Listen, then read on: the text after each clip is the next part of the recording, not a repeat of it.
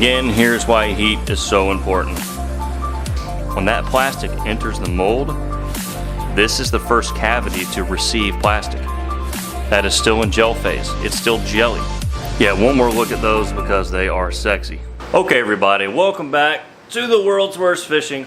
I'm Chris Jones, and thank you guys again so much for being here today, taking time out of your schedules to join us here in my garage. So today's video is sort of a response video to a lot of questions that I get. I try to pay attention to questions that I get asked often so that I can try to put them on camera, so to speak. So my personal inbox on Facebook and my World's Worst Fishing social media inboxes, it's sort of become like a one-on-one personal bait making help desk is the best way to put it, which I enjoy doing. I try to respond to everybody. I sometimes can't, so if you did not get a response, I'm sorry. I just simply can't do them all. However, I get a lot of questions, really specific questions, technical questions, mostly to do with temperature. Why am I getting dents? Why am I getting air pockets? Why do my hand pores have cold cracks? Why are they peeling apart? There's a lot of thirst for this kind of knowledge, and that's what today's video is about. This is a technical perspective on soft plastic lure making. This is gonna, I mean, we're gonna get pretty detailed here, and I hope you guys will enjoy. We've touched on a lot of this stuff just throughout the course of the channel, but this is a dedicated video to it, really similar to a video I did about 9-10 months ago called Tips for the Beginner. Also check that one out, great information on that one. But let's go ahead and dive into what we have today. So obviously the main ingredient, the must-have ingredient to even do this stuff is, of course, liquid plastisol. So for today's demonstration, we're going to be using just one of my favorite blends, swim bait, jerkbait blend. It's a nice medium durometer. We can confidently make anything from a finesse worm to a swim bait, creature bait, all in this blend right here. And the reason why we're even showing this is because plastisol needs to be mixed. It needs to be mixed thoroughly. Any of you who make baits already, oops, you already know this. However, we want to dive into why we're mixing and really the best way to mix. Okay, so real fast, that right there is what a 1 gallon jug of plastisol looks like. Pretty much no matter what brand you buy from, it's gonna look like a milk jug in a way. Here's why we mix plastic, and you can tell I have not used this in a long time. Look at the separation here, okay? Let me see if I can focus a little bit better. It's hard to focus. So you can see this clear liquid, right? And then it gets a much thicker white. So what you have here is completely normal separation. You have your resin and then your plasticizer, okay? And so it's just like a bottle of salad dressing. Shake it up, use it, but you set it down for a few minutes and things start to separate out, okay? And so that right there is why you have to mix. If you were just to scoop some of this off, it would not even cook, much less turn into workable plastic. So here's a big misconception. A lot of people think that you need to shake this jug, and you can shake it. That will mix the plastic. However, you're going to aerate it a lot, okay? So really what I think is the best way to do a gallon jug is to simply turn it over several times. You can turn it over this way. You can rotate it this way. You're basically just going to start turning it. Think about a watch, right? On a watch winder. It just kind of rotates, kind of like a rotisserie chicken. And basically, we just want to do that. We want to do it over and over. And really what a lot of guys do is if you're pouring out of the 1 gallon jugs, basically they'll just straight up turn it upside down, okay?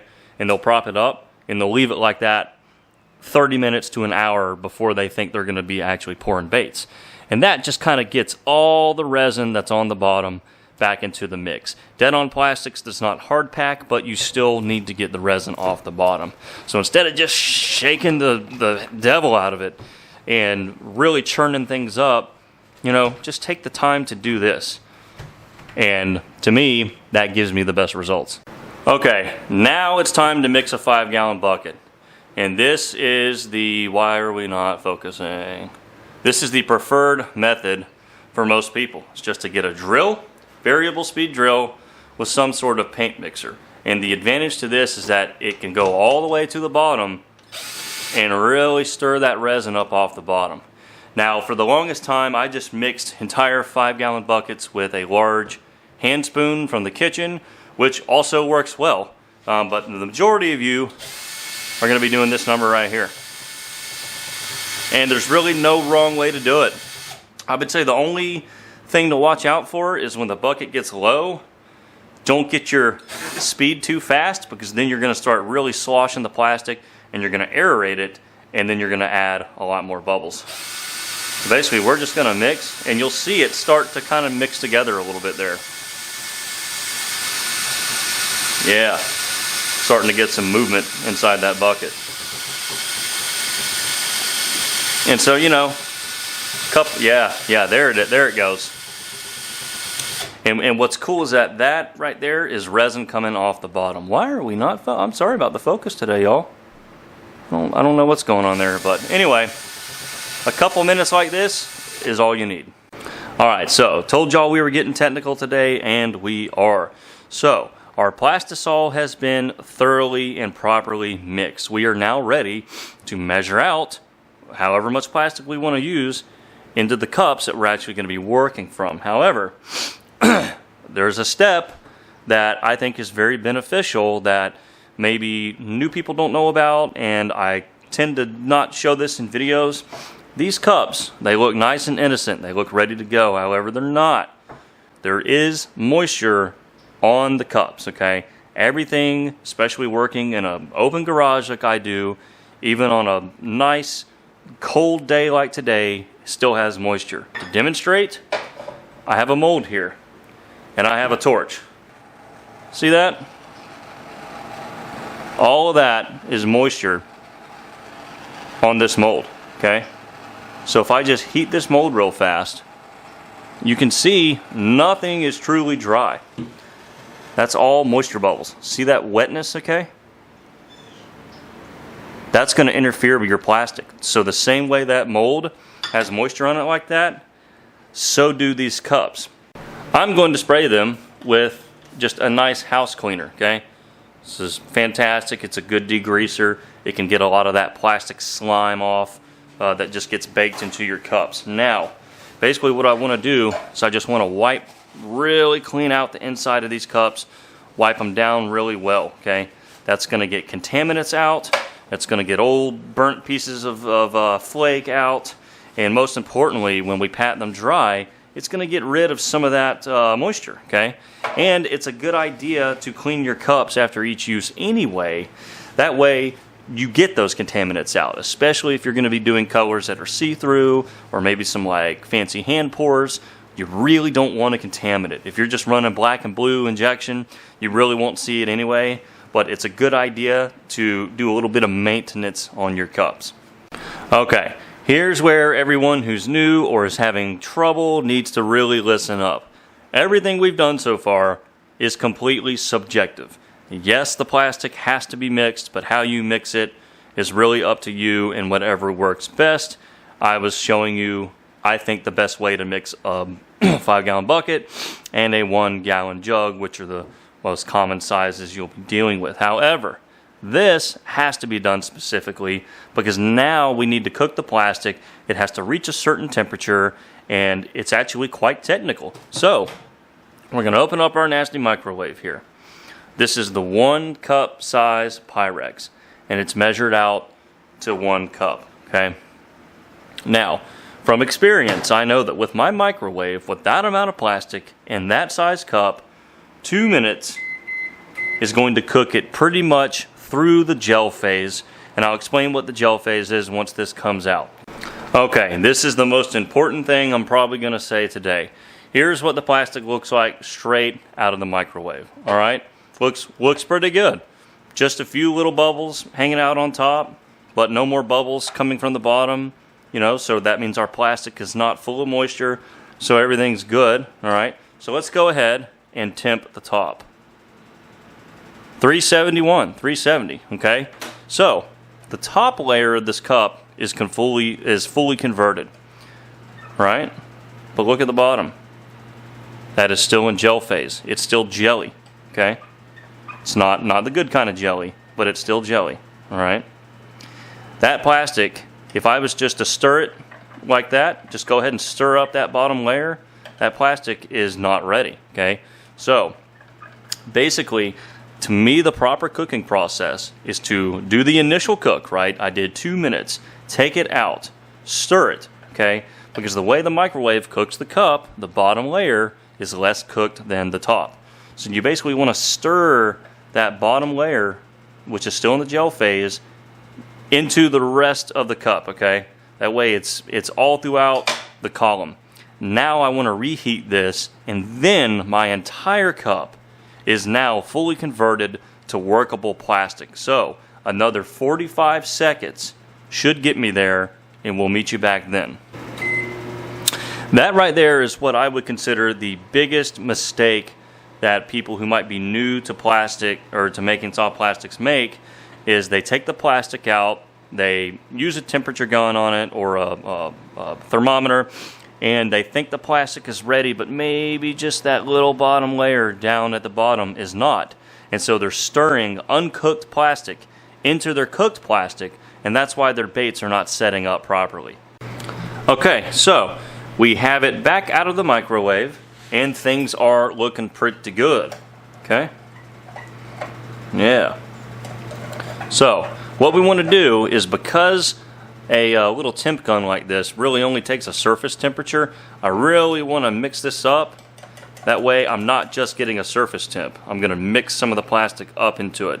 So now we can see that the entire cup is right at about conversion temperature.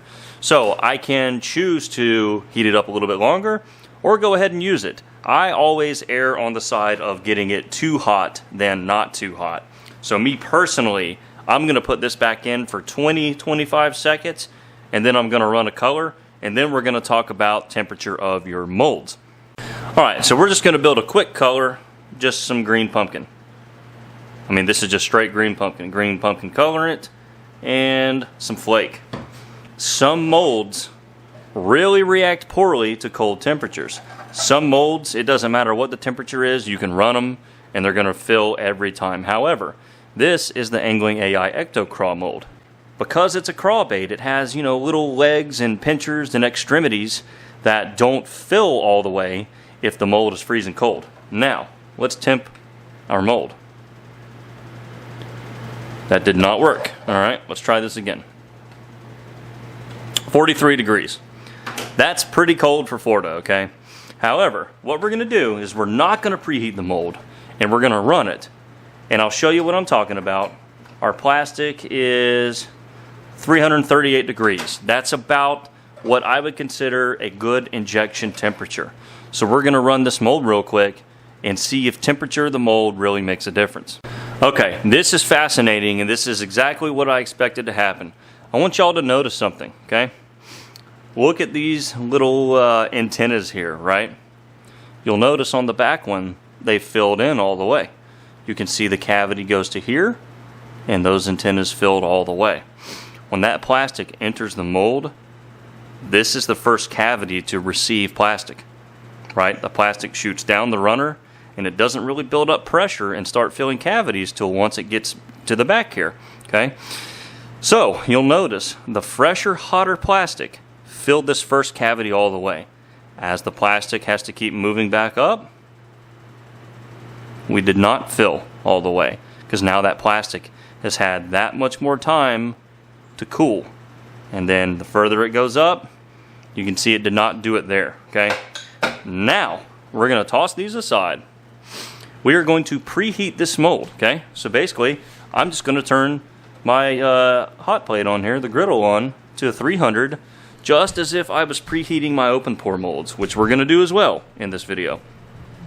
All right, now what we're gonna do is we're gonna give this mold about 15 minutes to preheat. And I guarantee you, we're gonna shoot the baits at the same exact temperature. I'm gonna look back on my video here to make sure that the plastic is the same temperature, but now we're running it into a hot mold and we should get much better results. Griddle is set to 300. Here's a little funny tidbit. Here's why I trust nothing. 370. So it's like way hotter than you think, I guess, than you're actually setting it. Alright, now let's see what we are working with. 154 degree mold. Let's see where our plastic is. It was like 338 degrees was the plastic the first go around. 329, okay. So I'm confident that even with slightly colder plastic, we'll get a better fill on this mold because it is hot. So here we go.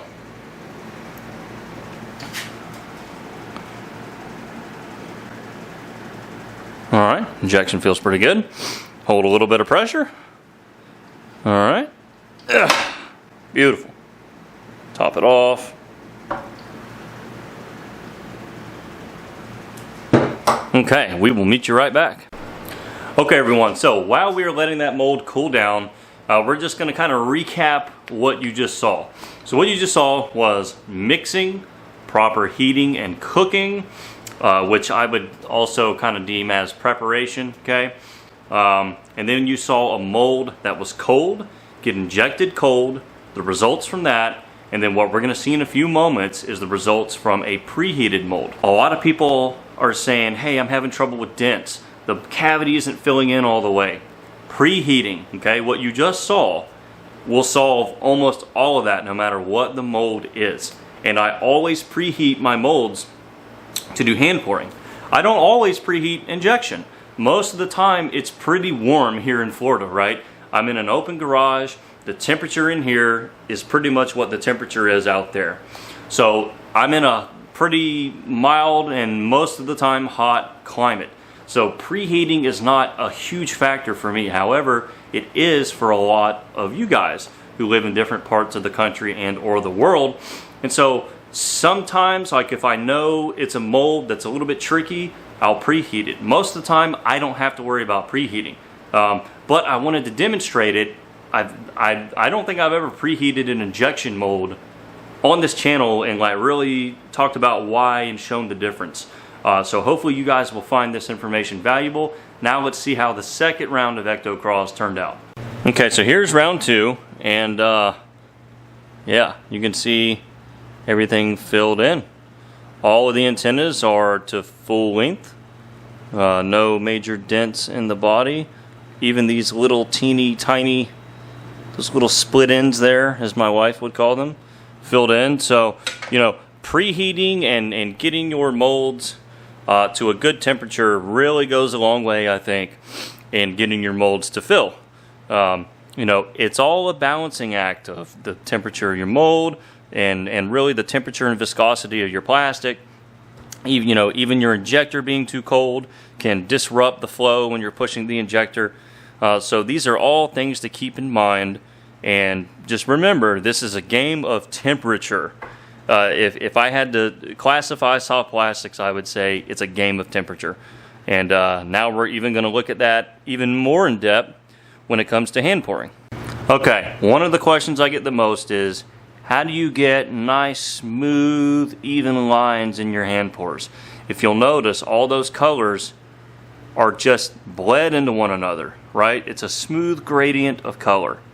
And to me, that is the hallmark of a bait that's been poured really well, is sort of an illusion effect. So, pop quiz. In one word, what do you think the answer is to getting nice, even lines like that? Temperature. All right. So how you get this, again, is all about harnessing heat. So, here's our heat griddle. We have our 4-inch open pores laid out here, clamped together, and then we have one all by himself. We're going to set him aside because he's not going to get preheated, and we're going to show you the difference. So, I'm going to set the griddle to 300. That seems to be like my happy place, okay? I'm going to leave these on there while I prepare my plastic. And by the time I prepare my plastic, the molds are pretty much ready for that first bottom layer to be poured, okay? So what we're going to do is we're going to heat up some more plastic. We're going to stick with the swim bait blend, the dead-on swim bait blend. And then we're going to show you the difference in pouring in hot molds that have been properly preheated versus not. Alright, so we went ahead and poured the bellies. It's just clear with blue highlight, okay? Now obviously these are the molds that have been preheated. That's reading about 100, well, it's depending on where you shine, it's different. About 100, 113 degrees. That one's 98 degrees. However, we went ahead and poured the belly into our loner here, and this one is 56 degrees. So a big temperature swing. These are just going to look so much smoother, just trust me. Now we're going to pour the vein color. Alright, so we're about to pour our middle veins. I'm not going to show you much of the pouring, but I did want to touch on something. Whenever I'm pouring these hand pours, especially these laminates, I want my plastic to be hot, okay? Hot. That way it just flows the way I want to. It pours nice and thin. It's not going to, it's going to flow everywhere that I want it to go. Okay? Just like that. And you can see it just filled in that tail. If that plastic was colder, it really wouldn't fill itself in like that. And it pours more evenly whenever it's hot like this. So anyway, sort of the opposite of injection, where I wanted it colder, now I want it hotter.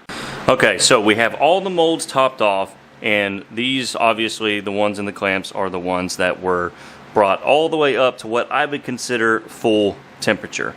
I actually forgot to temp them once I topped these off, but I've since turned the hot plate off. So these molds are pretty much done. Now, this was an extreme example today. This mold right here was completely cold poured. Obviously, I don't expect people to necessarily completely cold pour their aluminum molds. However, a lot of people don't preheat the molds enough, and so they get the same effects of a cold pour. However, we're going to blast this with the heat torch and really try to get it hot. So we're going to see if we can cold pour it and then fix it with heat. And it's still not going to come out as smooth and sexy as these. Or is it going to be bonded? It's not going to be as strong of a bait. So we're going to heat this one up and then compare it to those, and I will meet you back when all of that is done.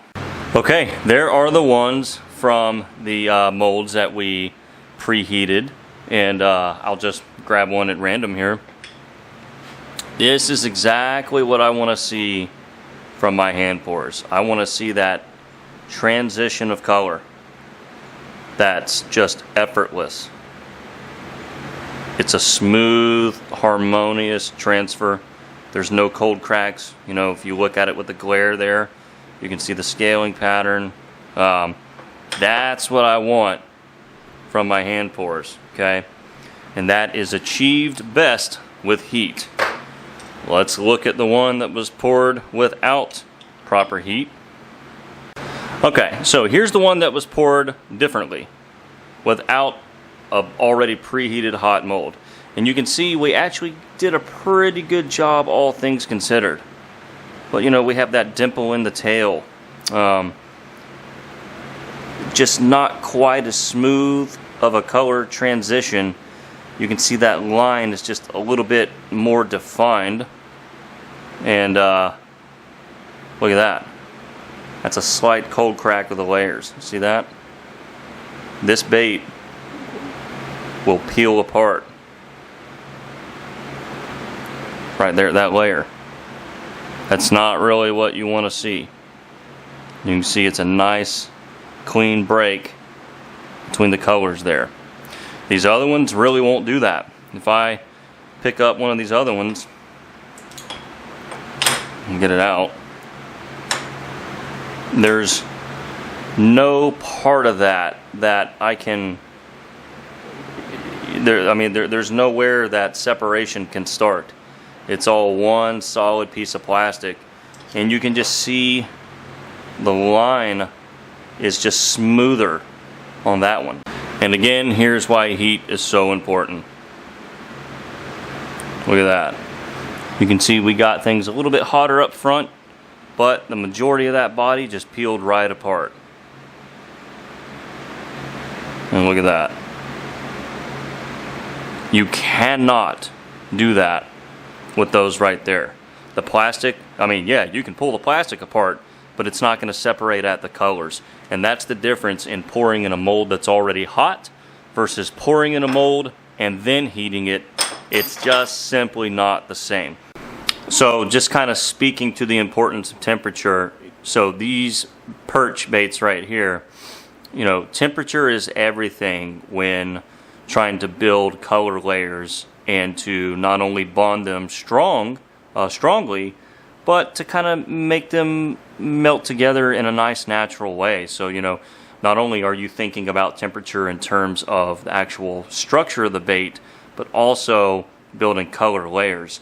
And, you know, this is a whole nother level of, you know, temperature awareness and really having to control things. You know, we've done several videos on these skin pouring techniques, so you know, there's plenty of material on that. But you know, it just speaks again to the importance of being able to control temperatures and learning your molds. You know, you have to learn your mold, learn how it pours, what viscosity your plastic needs to be, what temperature everything needs to be, and then you'll start having the success that you want. All right, everybody, that was a lot of material. I hope it wasn't just too much to digest, but you know, those are all little just kind of detailed technical aspects of it that I don't always show and haven't really put into one video altogether. There is a previous video called Tips for the Beginner that touches on a lot of these things, but not so much on temperatures like I did today. So yeah, with all that said, get out in your shop now and start practicing. Go practice. That's the key to all of this at the end of the day. It's experience. It's like learning an instrument. It requires day in, day out practice and discipline. And you'll start to pick up on these things and learn how that mold pours best, how that mold injects best, you know, what temperatures give me the best laminate, what temperatures give me the best hand pour. So that is sort of the best way that I can present that kind of material, I guess. So go practice. Comments down below. Hope to see you on the next episode, and we'll catch you then.